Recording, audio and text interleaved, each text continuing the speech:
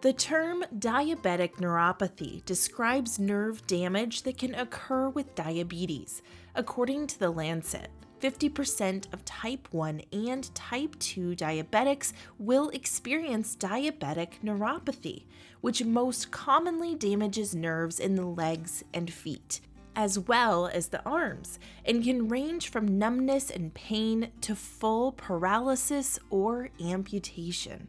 Diabetic neuropathy develops slowly, generally over years of high blood sugar.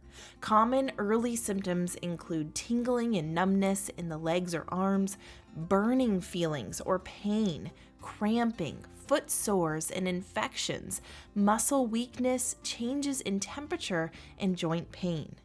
With diabetic neuropathy, blood circulation decreases and nerve damage occurs, causing pain and serious complications. It's an important topic for diabetics to be aware of and to take steps to avoid. So today, we'll explore how to stop diabetic neuropathy from developing. There are a number of steps to prevent and deal with diabetic neuropathy, so we'll also explore those too. But before we get into it, go ahead and like this video, ring the bell for future notifications, and make sure you subscribe to Diabetics Talk for more practical diabetes information. Plus, stick around to find out how you can get not one, not two, but 3 free gifts. Also, don't forget to check out exclusive Diabetics Talk merchandise from our store and sign up as a member to get full access to the Food Health and You Complete Implementation System documentary and more. Now, back to our video. First of all, there are 4 main types of diabetic neuropathy: autonomic neuropathy, peripheral neuropathy, radiculoplexus neuropathy, and mononeuropathy. Autonomic neuropathy damages the nerves that control automatic functions, such as temperature control, blood pressure, digestion, and bladder function. Peripheral neuropathy mainly impacts the feet and legs, hands, and arms. It also causes pain, numbness, and weakness. As a result, peripheral neuropathy can lead to reduced balance and coordination, as well as paralysis. Radiculoplexus neuropathy leads to debilitating pain and weakness, normally in the thigh muscles and hips, which often ends up with people being unable to walk. And mononeuropathy often affects the nerves in the chest, with symptoms similar to angina, heart attack, and appendicitis. It also causes pain in the lower back, pelvis, and thighs, problems with vision and pain in the eyes, hearing problems, and paralysis of the face.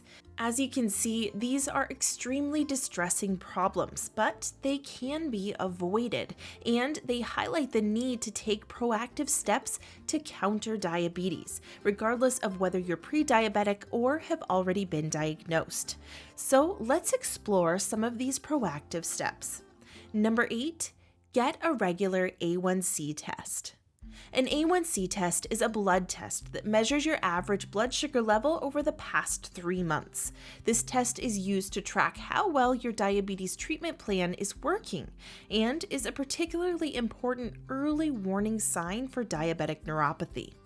Diabetics should get this test done at least twice a year so that their doctor can see how well their blood sugar levels are being controlled and make diet or lifestyle adjustments if need be.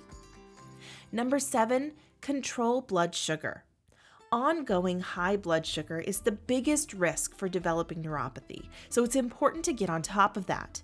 Regularly testing your blood sugar levels and learning how your body responds to different foods is key. For example, some people don't see much of a spike when they eat sweet potatoes, while others see a big spike. By regularly testing your blood sugar after eating, you can learn how your body responds and make adjustments accordingly.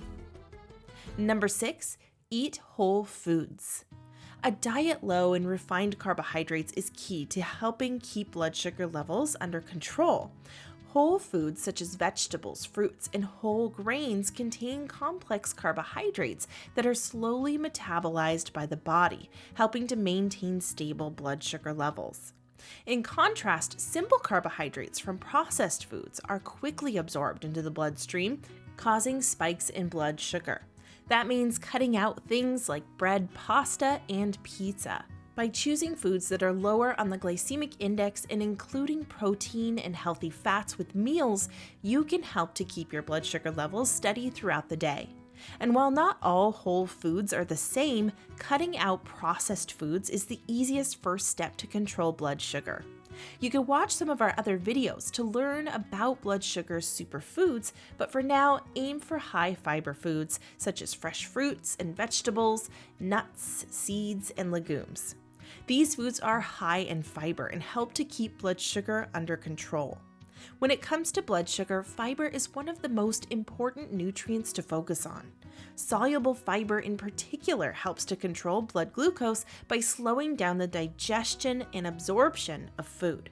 This means that glucose is released more slowly back into the bloodstream, resulting in steadier blood sugar levels. On the other hand, insoluble fiber helps to keep the bowels healthy and supports insulin sensitivity. Number 5. Monitor your feet. As we discussed, one of the most serious complications of diabetes is nerve damage, which can lead to problems with the feet. Diabetics need to take care of their feet and check them regularly for any changes or problems, such as sores that don't heal, blisters, redness, and toenail infections. Nerve damage from diabetes can cause a loss of feeling in the feet, making it difficult to know if there are cuts, sores, or other issues that need attention. This can lead to problems like infections or ulcers on the feet that may go unnoticed until they become severe. So visually inspect your feet at least once a week. Use your hands to feel for irregularities and visually check your feet. If you can't easily see the underside of your feet, use a mirror. Symptoms to look out for include bumps, dry skin, loss of hair on feet and legs, thick and yellow toenails, blisters and lesions, changes in colors, particularly warm or cold feet. Poor circulation in your feet impairs your capacity to heal, making even minor cuts difficult to resist infection. Checking your feet regularly allows you to catch any problems early and get treatment before it becomes a more serious issue. This includes looking out for any swelling and/or pain in the feet. If you do discover problems, talk to your doctor. Number 4, be proactive with foot care. Good foot hygiene is essential. Wash your feet regularly with warm water and gentle soap. Be sure to dry them carefully, especially between the toes. If your feet are dry, apply a moisturizing lotion to your skin, but not between your toes. Do this as soon as you get out of the shower and dry off, and then put socks on. Avoid going barefoot whenever possible, including inside. This is mainly to avoid injury and infection, which can quickly get out of hand. Even at home, it's best to wear slippers, sandals, or a pair of indoor shoes, and make sure that your shoes are comfortable and they fit well.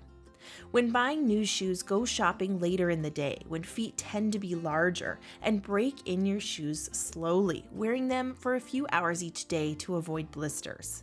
Some diabetics need custom shoes or inserts. These are custom made to address numbness, poor circulation, and foot deformities that can come with neuropathy. Poorly fitting shoes can cause corns and calluses, which can quickly become a major problem for diabetics. Shoes and inserts may be covered by insurance or public health, depending on which country you live in. Again, if you notice any signs of infection or discomfort in your feet, see a doctor. Before we move on to number 3, how about those free gifts? Discover an entire world of diabetes-fighting foods with our new book, 10 Incredible Foods That Reduce Blood Sugar. Plus, you'll discover the real reason why type 2 diabetes, obesity, and heart disease are increasing at an alarming rate, and find out what really works when it comes to preventing these illnesses by watching our free diabetes fighting documentary.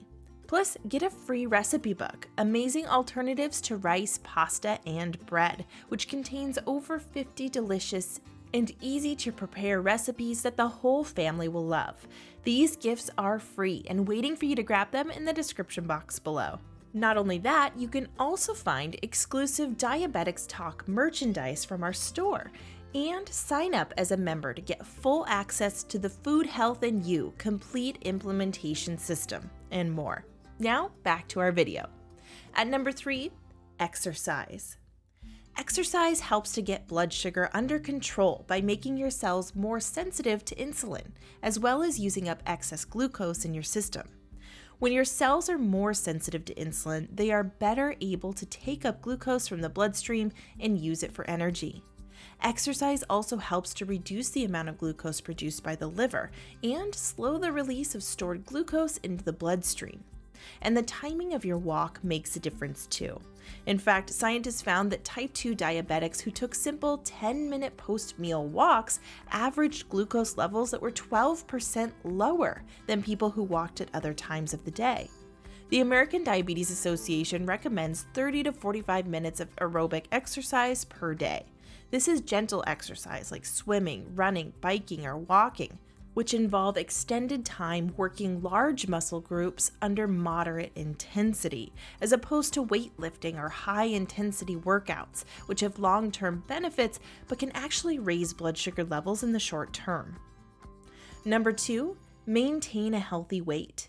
Excess weight increases the risk of diabetic neuropathy, so it's important to maintain a healthy weight. Diabetics with a body mass index, or BMI, over 25 have significantly higher risks of diabetic neuropathy. So if you're carrying on a few too many pounds, it's important to take steps to improve your situation. As we've discussed, reducing carbohydrate intake, eating more whole foods and less processed foods, and regular exercise are key. If these aren't working for you, consult your doctor or nutritionist to determine the next steps forward. Number 1, if you smoke, stop. Smoking is a risk factor for many diseases and conditions, including diabetic neuropathy. There are several ways that smoking increases the risk of developing diabetic neuropathy. First, smoking decreases the ability of blood vessels to carry oxygen and nutrients to nerves. It causes blood to thicken and form clots inside veins. This damages the nerves and causes them to die. Second, smoking increases inflammation throughout the body, which further damages nerves. And finally, because smoking damages the heart, lungs, and arteries, it makes it harder for your body to pump blood to the extremities. So if you smoke, it's time to take action. Do what you need to do to free yourself and give your body a fighting chance. Okay, there you have it. Get a regular A1C test, control blood sugar, eat whole foods, monitor your feet, be proactive with foot care, exercise, maintain a healthy weight, and stop smoking. And now, we want to hear from you. Ask any questions and share your thoughts with the community in the comments below. And make sure to subscribe to our channel and hit that bell button. Oh, and don't forget, you can claim your free gifts by clicking the link in the description below. We want to keep making informative, research-based videos for you. So if you gained value from this video and would like more of it, you can send us a super thanks by clicking the thanks button at the bottom of the video. Please don't forget to check out our store to find exclusive Diabetics Talk merchandise and sign up as a member to get full access to the Food, Health, and You complete implementation system and more. We're Diabetics Talk, and it's our mission to bring you the best tips and tricks to help you fight obesity and diabetes. Thanks for watching. We hope you're having a diabetes fighting day.